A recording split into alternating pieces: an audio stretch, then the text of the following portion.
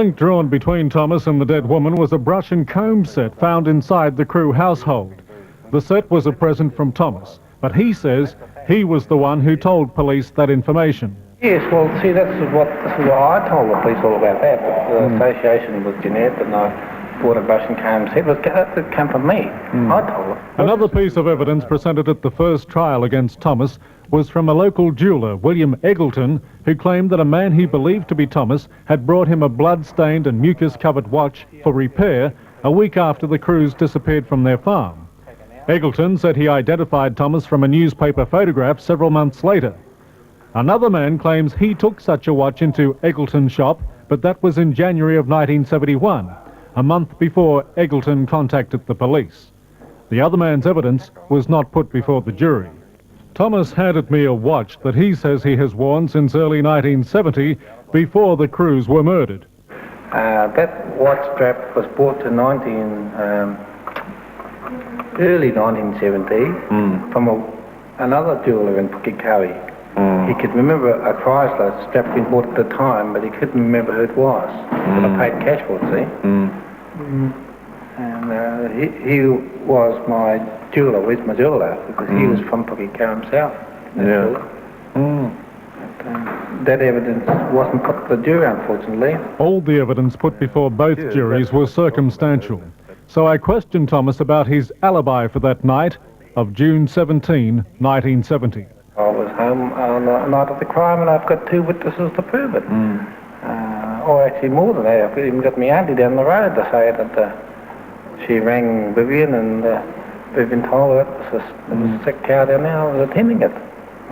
Otherwise I would have gone to the ratepayers meeting. The ratepayers meeting Thomas refers to was held within a few miles of the Crewe farm at Pukekohe. Arthur Thomas says he didn't go to that meeting because he'd been attending to a sick cow, and that had taken so much of his time that it was then too late to set out for it. His wife Vivian and his cousin Peter Thomas confirmed that Arthur Thomas was with them until they all retired for the night at about 9:30. The Crown contention was that Thomas had left his farm and driven to the Crewe property where he had committed the murders some time after television had closed down at 11 p.m. But a neighbour of the Crews, Mrs. Julie Priest, gave evidence during the early stages of the police investigation that on the night of the murders, she heard 3 shots on the Crewe property between 8:15 and 8:45. This evidence was not put before the jury. So it's very like many other evidence. It did go on and on. How they switched it around. They got to get a conviction. That was Arthur Allen Thomas speaking to me inside the How-To prison farm in August of this year. But yesterday, legal history was made in New Zealand when the 41-year-old farmer, twice convicted of a double murder, was granted a royal pardon.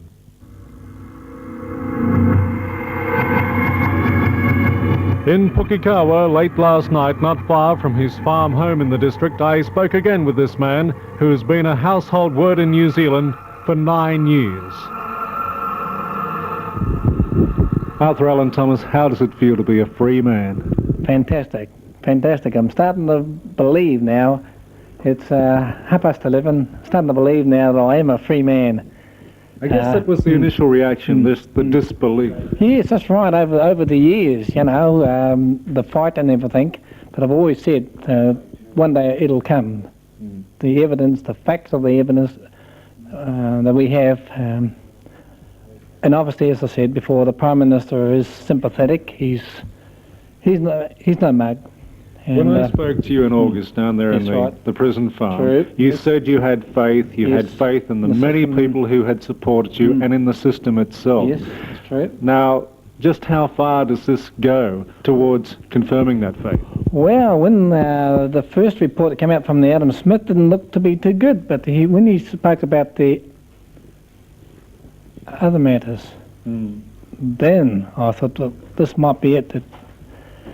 However, had it failed, we would have gone back to the Court of Appeal on all that new evidence. About 2 weeks ago, as you say, the initial reports on the Adam Smith's inquiry didn't seem too heartening. No, no, that's right. What did you feel at that time?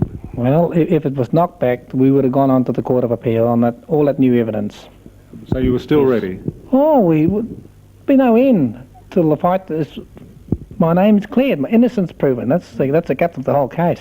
And when did you get the news that you were out? It was 10 to 12 when they... Today? Yes, today. I was just going over for lunch, and Mr. Bird, the deputy superintendent, called me out to the guard room, and when I went to the guard room, he said, the superintendent wanted to see him. So I went round to the superintendent's office, which is behind the guard room, and he said, I've got a Christmas present for you.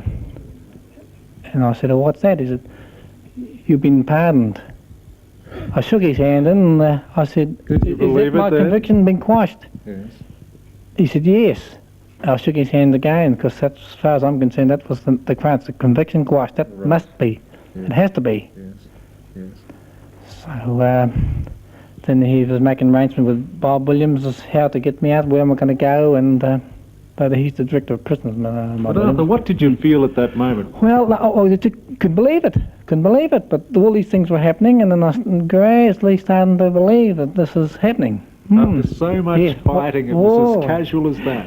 What do you mean casual? Yes, that's right. Yeah, true. Now, when I'm starting to come home to me now. I'm here in Pukekohe now, sure. And it's just I just can't find the words to use to put in about my feelings here. Some of the statements today have been a bit worrying, though, because the qualifications which are coming through, or the clarifications of the pardon, seem to be that certainly they can't prove that you committed those murders, but they've also qualified that by saying they can't disprove that you didn't. I'm still here to be questioned on any aspect of the case. So where do you go from that? Well, I'll have to leave it to my legal matters. If there's anyone who thinks I'm guilty, if my conviction hasn't been quashed in any way, we would carry on until my conviction's quashed. But I understand it is. Well, that's as I understand it too, but I've spoken to your father and your family, and they all say the fight has really just begun. Not for you, because that's the important thing, having you out. There are some aspects of the case which I've made very clearly to the news media of the evidence that convicted me should be looked at. Well, you went through that with me at the farm when I interviewed you down there. You spoke about the axle, the cartridge case in particular. What do you want to see done with that evidence now? Particularly the shell case is to find out, well, just how did they get there? We've proven that it never contained the fatal bullets, either of the fatal bullets. So what you're saying is, now that the admission has been made that you shouldn't have been in there in the first place, you want to see where the system has failed. Yes, you want that exposed. This is the interest of the public. Any member of the public could be Arthur Allen Thomas. The way they presented that evidence, why they assumed everything to the juries too, assumptions, assume this and assume that, along with that evidence, to make it look black for me. You know, David Payne said to me this afternoon, he said there's no way they can compensate that man, and yet the Prime Minister tonight was talking about compensation being decided sometime next year. How do you view that? That's right, that'd be fair enough too. Need to be compensated, and rightly so too. But is there any adequate compensation? Well, we certainly can look at something, and that will help me on my way. And from here, I mean, with the support now that obviously comes when people can see that a mistake has been made, do you think there's a different feeling towards you automatically? The compensation, as far as I'm concerned, that's a sideline. That's a sideline. The number one is have my name cleared, my rightful freedom. Now the police has got the clearance to find the murderers. They've got to now. Yes. Because the public is not going to be happy if there's a double murderer still running around. It's been running around for the last 9 years now. How much are you prepared to help with that investigation? Well, I've done all I can by being questioned about them. But now you're on the outside. Well, I'd certainly have to have a lawyer. If the police are coming to my house, it'd have to be a lawyer this time. I couldn't trust them. What about the first feeling of being on the outside? How did it feel today? I mean, what did you want to do immediately coming out of how to? Well, hop in the car and go home, isn't it? But I mean, to say it... it hasn't struck me until just starting to believe it now. That here I am here in Pukekohe now. What sorts of things, you've obviously gone through this inside the prison, what you would do when you came out. What sorts of things that you missed inside do you want to pick up and do? Well, farming is my life, hey. That's why I want to get back to the farm, lead my normal life. What about other things? I mean, obviously you've been away from female company. I mean, that must must have hurt you. Well, I've got to start thinking about that now, haven't I? Have you heard from Vivian today? Has there been a message through at all? No. So, Nothing at all. So I mean, now you start a new life. That's right, yes, yep.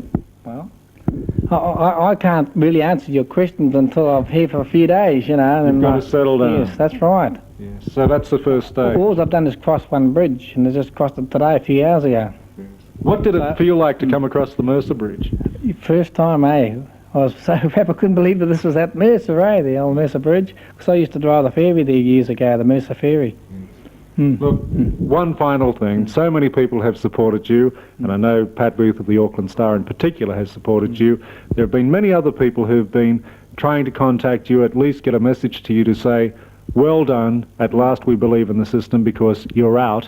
What would you say to all those people now, if you could talk to them each I'd like individually? to thank the people who supported me in every way, the ones who have written to the Minister of Justice and their MPs. I'd like to thank them.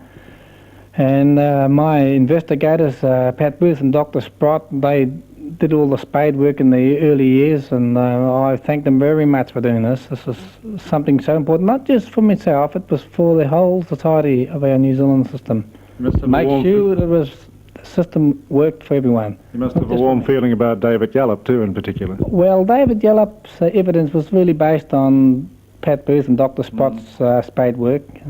Sure. So it certainly helped.